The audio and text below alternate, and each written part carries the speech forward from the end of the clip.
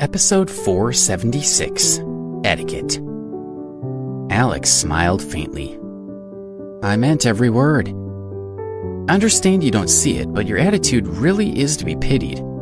The power you think you have is fake. Fake? Do you think I'm stupid? Tabitha jabbed a finger at him. It was true that in that moment, she looked rather powerful compared to him. Oh, he's just spouting pithy sayings to try to elevate himself. He's not worth the trouble, one of her friends muttered. Sasha, you're quite right. He must have suffered some awful misfortune to end up like this. It's him I pity, Tabitha laughed. Yes, we'll have to be generous with this little security guard, said the other woman, whose name was Sasha Haynes. She took in the sight of Alex standing with his former roommates with a sneer. I disagree, Tabitha said viciously. I'm not sure he'll learn anything from generosity. I think it would be best for him to apologize. True, said Sasha. She turned to Alex. If you don't apologize, then your life in Baltimore will become very difficult from now on. What's the matter? What's going on in here? A voice called out from the hallway. Suddenly, another group of people came to stand around the little confrontation. Among them was Saran, Susan's mother. Saran was a beautiful, fashionable woman with natural style and grace. She had a noble temperament, which was very different from Tabitha, who flaunted her wealth through gaudy style choices. After listening to Tabitha's version of events, Saran turned to Alex and his former roommates with a stern look. Alex, you are our guest, she said severely, but I cannot tolerate you insulting the other people at this party. Please apologize. Otherwise, things really might go badly for you. If they do, I'm sorry, but I won't be able to help. Susan and Joe both looked like they wanted to speak up. But at the same time, Saran was their mother and partially responsible for paying for the house. They knew it would be bad to publicly contradict her.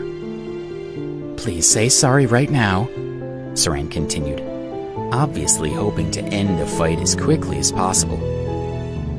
Susan tried to intervene. But Mom... Please, dear, said Saran. Susan shut her mouth unhappily. She knew that she was in danger of having a fight with her mother in the middle of the party if she didn't hold back. Instead, she shot a quick, conspiratorial glance at Alex and the others, trying to hint that there was little she could do and that she was sorry. I'm sure my friends here didn't mean it. They're just in high spirits. Let's settle this. Alex smiled again. Absolutely. But I'd like to wait. Why don't we talk about this again at the end of the party? Everyone turned to him with puzzled looks. He continued, If, after we've all had a chance to cool off, it still seems like I need to apologize to these ladies, then I will.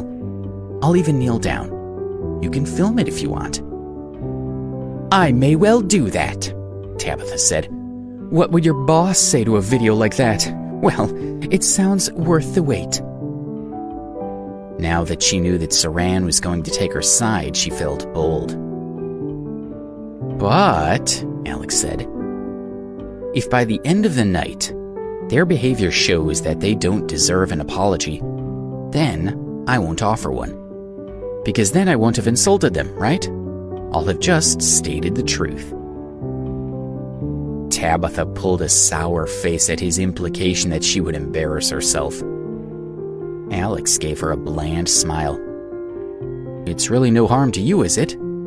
After all, you have so much power, you can afford to be generous. It was irksome having to be polite to people he knew he could easily defeat.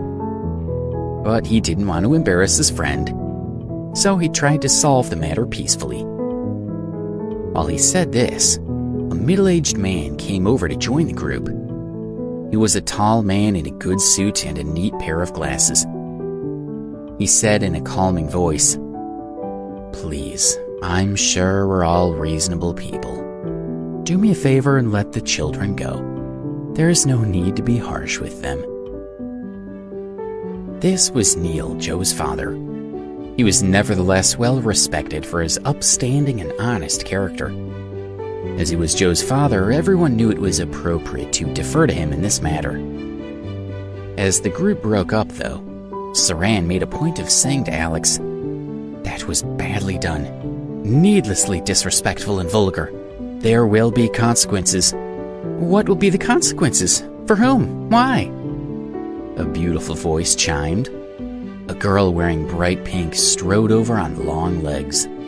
She was effortlessly pretty, easily outshining the women nearby. Saran couldn't help but smile at the approaching figure. "Do you think I'm being harsh, Rose?" Everyone looked at Rose favorably. She was a striking girl and quick to charm. All the men nearby couldn't help but think how incredible she looked and how much they wanted to know her better. Rose also knew a great deal more about Alex's true identity than most of the people at the party. But she had chosen to keep much of what she had seen, such as his fight with Tyson, to herself. She hadn't stopped thinking about him since watching that match. "This all seems like a big mistake," said Rose, heedless of the previous attempts made to establish peace. "Just because someone is older doesn't mean they automatically deserve respect. And just because someone doesn't dress up for a party doesn't mean other people should be rude to them. I think rude people are always looking for an excuse. I bet Alex really did nothing wrong." Tabitha turned to her with a furious expression. "Who do you think you are?" "Someone who deserves to have their own opinion. Why, who are you?" Rose said smilingly. She knew she couldn't tell them why she thought Alex was so incredible, and it irritated her. But she also knew that it was important that she respect Alex's privacy. If he didn't want to talk about his accomplishments too much, then she would follow his lead. But it seemed ridiculous that he should have to put up with attitude from people so obviously inferior to him. Rose's family was not as distinguished as Joe's, but she attracted powerful people, and so had accumulated a lot of respectable reputation for herself. Tabitha and Sasha both knew that Rose had the potential to be very powerful one day. Since more and more people seemed to be coming to Alex's defense, they decided to let the issue be.